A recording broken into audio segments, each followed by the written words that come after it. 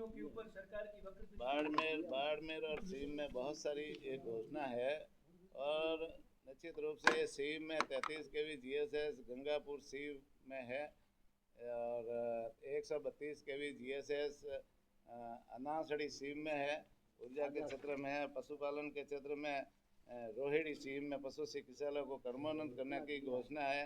बहुत सारी घोषणा है और जो जनप्रतिनिधि मांगते हैं हम हमारे सारे जनप्रतिनिधि हमारे यहाँ देखो, हमारे राजस्थान के मुख्यमंत्री जी निष्पक्ष रूप से सभी जनप्रतिनिधियों को विकास के लिए पैसा देते हैं।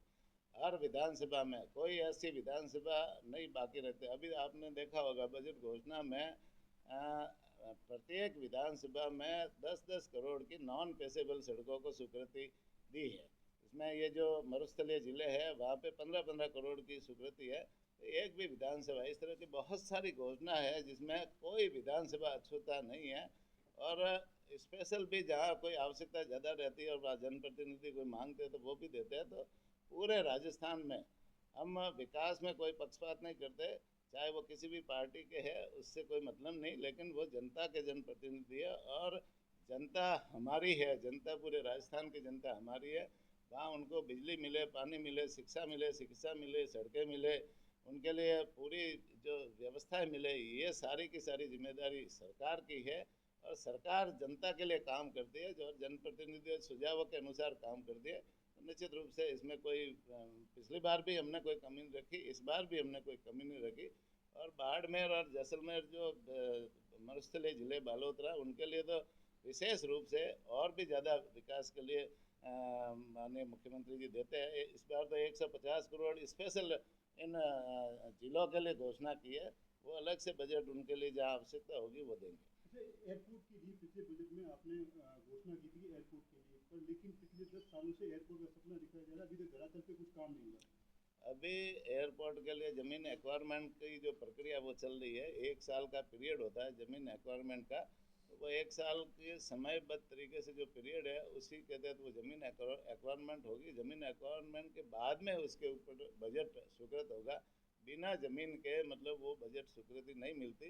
तो अभी यहाँ डिस्कस भी हुआ है, कलेक्टर साहब बैठे थे और ज़मीन एक्वायरमेंट की प्रक्रिया बिल्कुल चल रही है और ये भी 1 साल के पीरियड में होगी। तो 1 साल पूरा होते ही वो पूरी प्रक्रिया पूरी होते ही फिर आगे उसके ऊपर बजट भी मिलेगा। आपका कार्यकाल करीब 1 साल से ऊपर हो गया। 1 साल के अंदर विपक्ष ने 2 बार विधानसभा के अंदर धरना दे दिया, इस बार भी धरना चल रहा है। निश्चित रूप से धरना हम भी देते थे, जब हम विपक्ष में थे तो हम भी मांग करते थे, हम भी धरना देते थे। धरना विपक्ष का काम है और वो कोई अपनी मांग होगी, कोई समस्या होगी तो वो उनको अधिकार है प्रदर्शन करने का, धरना देने का, अपनी बात सदन के पटल पर रखने का और अधिकार है। और ये कैसा तरीका सर, सदन की विधानसभा तो चल रही थी, उसमें ये कैसा तरीका धरना देने का? धरना देना, मैं कहता हूँ ना भाई, वो धरना हमने भी दिया था ना, ये तो नहीं है कि भाई धरना नहीं दे सकते। धरना कोई समस्या होती तो वो देंगे, मांग भी करेंगे, ये सारी चीज़ें हैं, प्रक्रिया है। आपके मंत्री की ओर से जो पूर्व पीएम है उनके ऊपर टिप्पणी की गई, उसको आप कहाँ तक सही मानते हैं? अविनाश जी गहलोत ने पूर्व सीएम